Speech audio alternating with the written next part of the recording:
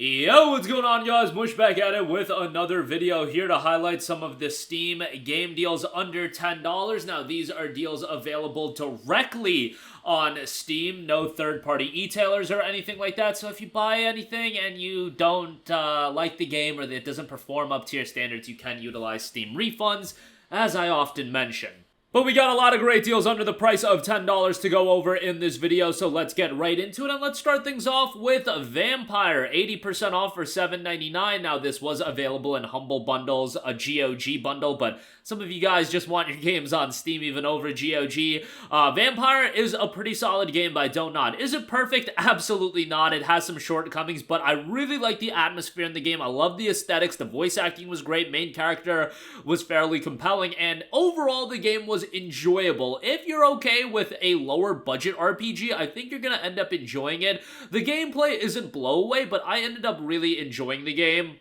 And it's not super lengthy either, so you can jump in, have a decent time with it, and then move on to the next game. But at $7.99, I think this is a pretty good deal. And they do have some DLC for the game. The Hunter's Heirlooms DLC, that's $2. And obviously, Don't Nod is currently working on a really big budget game by the looks of it, Banisher's Ghost of New Eden. I'm excited for that game. It's just coming out at kind of a bad time. But nonetheless, Vampyr, $7.99 on that. Next up, we got a Plague Tale Innocence, 80% off for $7.99. Look, speaking of story-driven games, Plague Tale Innocence is one of the best ones that you can come across. It is an incredibly compelling game. From a gameplay and adventure stealth standpoint, it's fairly good, but really you're getting into this game for the atmosphere, for the storytelling, for the dark ambiance, those elements. Plague Tale Innocence absolutely knocks out of the park. It's an incredibly compelling and engrossing game, and as a story-driven game, it does a good job of hooking you into the game fairly early on. Like, give it 30 to 45 minutes and you'll be hooked into the game, and you'll enjoy it quite a bit. Obviously, it had a sequel in A Plague Tale Requiem. That game was really well done as well, and they're probably going to do a third game, so round of applause to Asabo Studio for coming up with a new IP, and that new IP popping off, and them as a studio, a fairly unknown studio, all things considered, pre-Plague Tale, so good for them and all the good work they've done. $7.99 for Innocence, great deal there. Next up, want to mention a couple of Telltale titles. First off, right off the top, The Wolf Among Us is 50% off for $7.49. That is a fantastic deal for what I consider to be the best Telltale game, or tied for the best Telltale game alongside Walking Dead Season 1. Wolf Among Us is an incredible game from a storytelling standpoint, and you have a remarkable main character in Bigby the Wolf. He's great and really a great protagonist for the story. A lot of twists and turns, and obviously very much decision-driven. There is a Season 2 in development. Seems like it's gone through a little bit of dev turmoil, so that's unfortunate, but hopefully that comes out this year, fingers crossed. It is unfortunately an Epic Games Store exclusive, so what can you do? But The Wolf Among Us, $7.49, good deal on that. Next up, another Telltale game, not as good as, the other two games I mentioned, but Batman, the Telltale series, is 50% off for $7.49. Kind of surprising. The game's recent reviews, 142 reviews, overwhelmingly positive on that end. All time, it's 85%. Look, I liked Batman Telltale series. I found like some of the elements to be a little slow-paced, and I couldn't completely get into it, but overall, I still had a pretty decent time with it. If you're a fan of Batman, you're probably going to end up enjoying the game, and for $7.49, I think it's a pretty good deal. They do also have the Shadows edition, which includes Batman the Enemy Within, and the Shadows, like DLC and the Shadows mode content. So if you do want to check that out, that is $14.98, but just the Telltale series is $7.49. That's Season 1. Next up, we got Hangar 13's Mafia, the Definitive Edition, 75% off for $9.99. I love this game. I thought it was a really, really well-done remake of Mafia 1.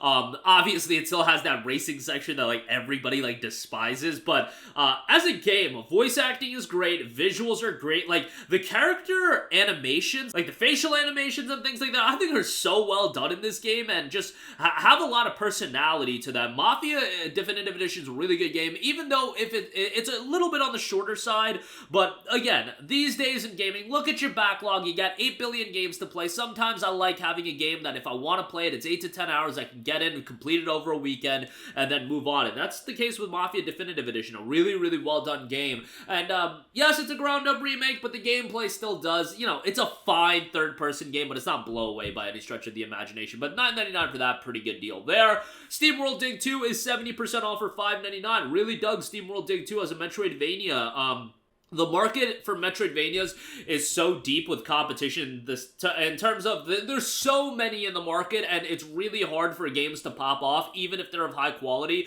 SteamWorld Dig 2 was a really well-received game. I think IGN gave it like a 9.5 or something like that, and it's got an 85 on Metacritic. Some outlet gave it like a really high score, a notable outlet. And again, 85 on Metacritic is really good. Art style's great. Gameplay has some depth to it. A super charming Metroidvania that I would say is a worthwhile pickup at $5.99.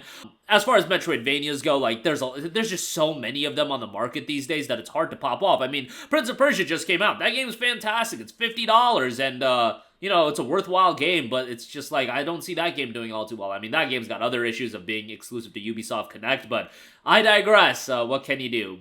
SteamWorld Dig 2, $5.99, great deal there. Ace Combat 7, Skies Unknown, 84% off for $9.59. Awesome action flight game. Over-the-top action gameplay. You've got so many different fighter jets, and you've got a lot of great arcade-style gameplay. Ace Combat, from a storytelling standpoint, never really hit home with me, but from a soundtrack standpoint, gameplay standpoint, visuals are great. They're gonna figure out how to get this game on the Nintendo Switch as well, which, like, some of these ports these devs are figuring out to do on the Switch is kind of wild. They got Batman Arkham Knight, Witcher 3, Dying Light, now Ace Combat 7. Yo, we got some wild things going on as far as porting down to the Switch. But yeah, Ace Combat 7 I wouldn't say is absolute blowaway visually, but it's a pretty damn good looking game. It looks great on PC. Yeah, $9.59 for that is great. The Top Gun Maverick Edition is on sale for $15, and then the Top Gun Maverick Ultimate Edition is $20 if you do want to check that out. Next up, we got Dying Light, the Definitive Edition, 80% off for $9.99. I mean, Dying Light 1 is tremendous. I've recommended this game ad nauseum at this point. I like Dying Light 2 a lot as well, and I remember back when Dying Light 2 came out, like, I sat down, like, the weekend it came out and played that game for a legitimately 9 hours straight. And I don't know why I did that with Dying Light 2, because that's very hard for me to do that with video games these days. Like, I can do a 3 to 4 hour play session, but 9 hours is wild. But Dying Light 2, nowhere near as good of a game as Dying Light 1.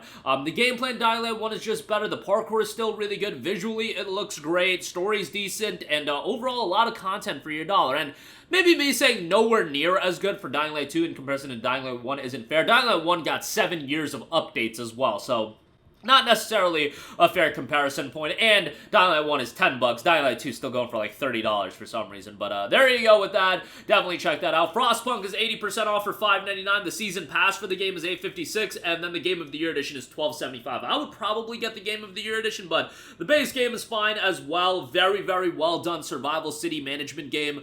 These games usually aren't my cup of tea, but this one has such a cool is definitely not the right word, but a dark ambiance to it where it's like very emotionally gripping, and yeah, the tone of the game is just so much different than a lot of these management games that made me really enjoy it, and maybe that says more about me and how grim I view society, but nonetheless, Frostpunk, $6 is pretty good. And then lastly, I want to give a shout out to Troubleshooter Abandoned Children.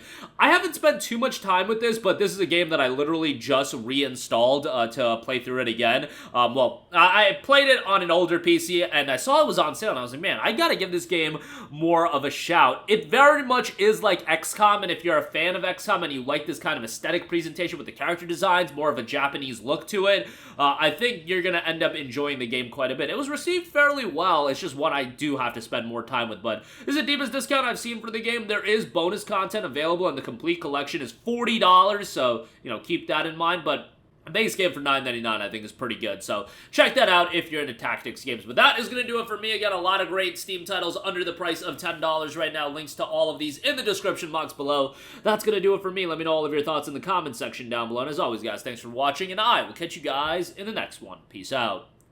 Hey, what's going on, guys? Mush here again. Hope you enjoyed the video. As you guys might know, YouTube's notification system is sometimes a little bit wonky, even if you're subscribed to the channel. Maybe you're not abundantly aware that I uploaded a video. To remedy that situation, make sure you hit the bell notification button. This way, whenever I upload a new video, and I try to upload as consistently as possible, you will be notified directly of the upload, and you can watch it as soon as it goes live. I would really appreciate if you guys hit that button so you can stay up to date with all of the content I'm posting. But as always, guys, thanks for watching, and I'll catch you guys in the next one. Peace out.